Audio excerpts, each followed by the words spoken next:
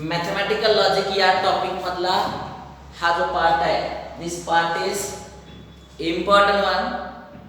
Two statements pattern.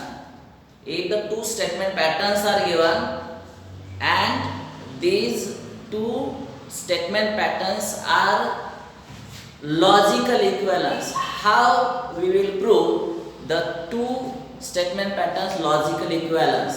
We can prove it by drawing two tables of the given statement pattern. Consider I am taking one example, that is how to show two statement patterns logical equivalence. Suppose first example, statement number first. Statement number first is negation of P and Q. This is statement number first. And statement number two, that is S2, negation P or with negation Q. We have to show S1 equivalence with S2. See here, S1 equivalence with S2.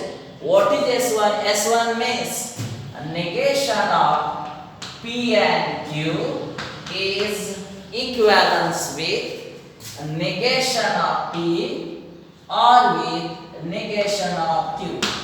This is the question given here. So we have to prove LHS, left hand side, is equal to right hand side. Okay, for this don't use other method, use only truth table. So we have to construct the truth table of whole this statement pattern. Okay, so how to start with? So for the proof of this, see the left hand side. In the left hand side there are two statements, only P and Q. Right hand side also two statement P and Q. So in this statement pattern there are only two statements P and Q. So for the truth table of this, we have to construct first P, after that Q. Okay, these are two statements. Okay, आता नंतर काय करा, truth table तयार करण्याचे techniques you know very well. P चा column तयार केला, Q चा कॉलम तयार केला की निगेशन P बनवायचं असतं. इथं निगेशन P आहे का? इकडं नाहीये, पण इथं निगेशन P दिसतंय, इथं निगेशन Q सुद्धा दिसतंय. त्यामुळं इथं निगेशन P साठी असणारा कॉलम तयार करूया, इथं निगेशन Q असणारा साठी कॉलम तयार करूया. त्याच्यानंतर काय करा, see the left hand side. In left hand side written is here P and Q. त्याच्या ब्रॅकेटच्या बाहेर निगेशन आहे की, त्याचा विचार नंतर करा, पहिल्यांदा ब्रॅकेटच काढूया, P and Q. So P and with Q.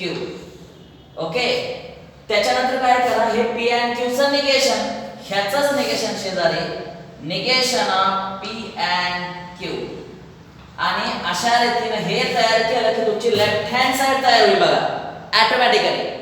Right hand side बघा, निगेशन P इथं लिहूया, निगेशन P और विथ निगेशन ऑफ Q. आणि अशा रीतीने हा लास्ट कॉलम तुमचा तयार होईल. ओके, आता हे जे नंबर आहेत 1 2 3 4 5 6 and 7. आता ह्या ट्रुथ टेबल साठी नंबर ऑफ स्टेटमेंट्स किती आहेत? 2 आहेत. बघा, नंबर ऑफ स्टेटमेंट्स इथं आपल्या जवळ 2 आहेत. त्यामुळं नंबर ऑफ रोज, बघा नंबर ऑफ रोज करायचा फॉर्म्युला 2n 2 इक्वल टू 4. बघा 4 आहे म्हणजे इथं 4 रो येणार आहेत. इथं रो नंबर फर्स्ट, इथं रो नंबर सेकंड, इथं रो नंबर थर्ड आणि इथं row number 4. Number of rows आणि number of columns. Number of columns तुम्ही बनवले तिथे 7, पण नंबर ऑफ कॉलम्स कसे करायचे? Number of statements plus number of connectives. Number of statement किती आहेत बघा, बरं 2च आहेत, प्लस नंबर ऑफ कनेक्टिव्स किती आहेत बघा, इथला 1, इथला 2, 3, 4 आणि 5 येत आहेत बरं का, ते 5 झाला इथं. 5 प्लस 2 7 आणि अशा रीतीने 7 हे 7 कॉलम तयार आहे. ठीक आहे. एक्झाम मध्ये हे लिहायलाच पाहिजे असं कुठलाही नियम नाही.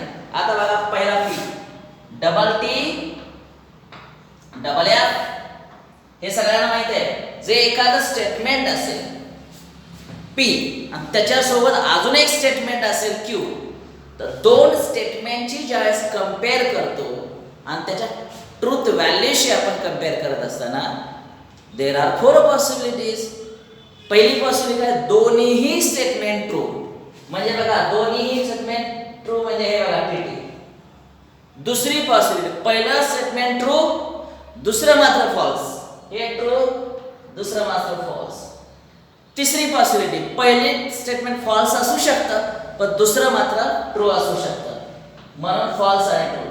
आणि चौथी पॉसिबिलिटी दोन्हीही फॉल्स, पी सुद्धा फॉल्स आणि क्यू सुद्धा फॉल्स. हे आता मी पॉसिबिलिटी सांगितली, पण हे लक्षात ठेवण्यासाठी तुम्हाला ट्रूथ टेबल बनवताना मी काय सांगितलंय, पी असेल तर दोनदा टी एफ, नंतर इथं टीएफ टीएफ. आणि इथून पुढचा पाठ सगळ्यात सोपा आहे. फक्त depend on truth table of that compound statement. बघा निगेशन पी, इथं निगेशन आहे कुणाचं, पी कॉलम कुठं आहे बघा, 1 नंबरला आहे. ह्या सगळ्या उभ्या कॉलमचं निगेशन इथे येणार आहे. डबल टी च्या ऐवजी डबल एफ आणि डबल एफ च्या ऐवजी डबल टी. बघा डबल टी च्या ऐवजी डबल एफ, डबल एफ च्या ऐवजी डबल टी. आता निगेशन क्यू, हे इथं क्यू आहे बघा, ह्याचंच निगेशन इथं. आता निगेशन करणं म्हणजे काय, ट्रूचं फॉल्स, फॉल्सचं ट्रू. ओके, मला सांगा क्यूचं निगेशन. टी एफ च्या ऐवजी एफ टी, पुन्हा इथं एफ आणि इथं टी. 4 पर्यंत आले. पाचवा कॉलम काय, पाचवा कॉलम आहे बघा बरं, पी अँड क्यू. आता पी अँड क्यू हे कसं काढायचं तुम्हाला सांगतो. बघा पी अँड क्यू, तर इथं पी दिलंय, या पी ला टिक करा. Q is the another one, या क्यू ला टिक करा. and p and q is connected with and चं ट्रूथ टेबल तुम्हाला सांगायला माहिती आहे. 2 वेळा t असलं तर t. बघा बरं इथं 2 वेळा t आहे, tt रिझल्ट इज t. इथं tt नाही, कुठंच नाही खाली, सगळीकडे या. thus this column is completed. After completion of this column we have to fill the entries in the column number 6. how we will fill it. बघा 6 नंबरचा कॉलम ब्रॅकेटच्या बाहेर निगेशन. ही ब्रॅकेट्स 5 नंबरला आहे म्हणजे ह्याचंच निगेशन शेजारी. ट्रूचा फॉल्स, या फॉल्स ट्रू, या false true, या फॉल्स ट्रू. कॉलम नंबर हा तयार झालाय 7 नंबरचा आपल्याला कॉलम बनवायचा असेल तर काय करूया जरा बघा बरं. निगेशन पी त्याला टिक करूया, निगेशन क्यू त्यालाही टिक करूया. and the negation p negation q is connected with or चा ट्रूथ टेबल म्हणजे डिसजंक्शनचं ट्रूथ टेबल तुम्हाला माहित असणं गरजेचं आहे. डिसजंक्शनचं ट्रूथ टेबल तुम्हाला आठवतंय का काय आहे. 2 वेळा f or f result is f. Check करा 2 वेळा f आहे, रिझल्ट इज f. इथं 2 वेळा f नाहीये, कुठंच नाही, बाकी सगळ्या ठिकाणी t ठेवा. आणि अशा रीतीने ट्रूथ टेबल काढून तयार झालेला आहे. आपलं जवळपास इथं उत्तर कंप्लीट होत आहे. पण जरा त्याने जे सांगितलेलं आहे लॉजिकल इक्विव्हॅलन्स, यातून निघणारा मीनिंग आणि यातून निघणारा मीनिंग इक्विव्हॅलन्स आहे. हो आहेच, कारण कॉलम नंबर 6 ऑब्झर्व करा, कॉलम नंबर 7 ऑब्झर्व करा.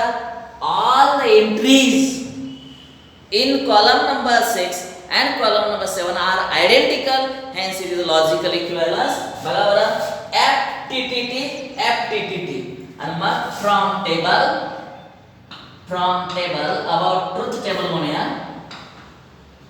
From truth table we observe that column 6 and 7 are identical. Column number 6 and column number 7 are identical, समान आहे. याचाच अर्थ असा negation of P and Q is logically equivalent with negation of P and with negation of Q, आणि हा result prove झालेला आहे. या टॉपिक मध्ये जेवढे तुम्हाला एक्झाम्पल्स आहेत, क्वेश्चन्स आहेत, show that this logical equivalence, ही सांगितलेली मेथड आहे. याच मेथडच्या आधारे कितीही टेक्निकल समजा असलं, अवघड असलं तरी सोडू शकता. फक्त तुमचं टेक्निक काय की ट्रुथ टेबल बनवता येणं, वरती नंबर्स करणे, आणि त्याने जे सांगितलेलं असतात, लेफ्ट हँड साइड जे आहे त्याला कुठला नंबर आहे 6, राईट हँड साइडला नंबर कुठला आहे 7, 6 इक्विव्हॅलन्स विथ 7, अशा स्वरूपातले नंबर जे असतील ते इक्विव्हॅलन्स म्हणून दाखवायचे आहेत. लक्षात आलं? तर अशा रीतीने हे ट्रुथ टेबल आपण प्रूव्ह केलेलं आहे. आता अजून एक सांगतो, हे जे रूल दिलेला आहे आता जो तुम्हाला बोर्ड वरती दिसतोय, याला दुसरं नाव आहे डी मॉर्गन्स लॉ. बघा, डी मॉर्गन्स लॉ. सीईटी साठी प्रश्न विचारला जाऊ शकतो. कुठला प्रश्न असतो माहिती का? फक्त एवढाच, negation of P and Q is equivalence with, आणि इथं फिलिंग द ब्लँक्स साठी असतात ABCD ऑप्शन्स असतात. विचार करा, negation of P and Q म्हणजे स्टेटमेंट इथं आहे, तर ह्याचं ह्या बाजूचं आन्सर हे तुमच्या पाठ असणं गरजेचं आहे. ओके, आणि त्याचा रिझल्ट असणार आहे negation P or Q. Okay, आणि या रूलला म्हटलं जातं, काय म्हटलं जातं? D Morgan's law. आता डी मॉर्गन्स लॉ काय सांगते बघा, negation P or with negation Q. हा डी मॉर्गन्स लॉ हे मी जे आता मी सांगतोय ते तुम्ही सेट थेअरी मध्ये ऐकलेलं आहे. सेट थेअरी मध्ये कसं होतं मी तुम्हाला सांगतो. P आणि Q, समजा P हा एक सेट घेतला, Q हा दुसरा सेट घेतला, आणि त्याचं इंटरसेक्शन P इंटरसेक्शन Q चा डॅश म्हणजे complement of this is equal to काय होतं? P dash union with Q dash. आणि अशा रीतीने हा रूल सेट थेअरी मध्ये बघितलेला होता. इथे इंटरसेक्शनच्या ऐवजी अँड वापरलेला आहे, इथे युनियनच्या ऐवजी ऑर वापरले, आणि हे जे डॅश आहे याचा अर्थ कॉम्प्लिमेंट, त्याच्या ऐवजी इथे आपण निगेशन वापरलेलं आहे. लक्षात आलं? तिथं सुद्धा आपण डी मॉर्गन्स लॉज हेच म्हणत होतो, आता हे डी मॉर्गन्स लॉज म्हणणार आहे. दुसरा जो नियम आहे, हे जे आहे याला निगेशन ऑफ कंजंक्शन सुद्धा म्हणतात.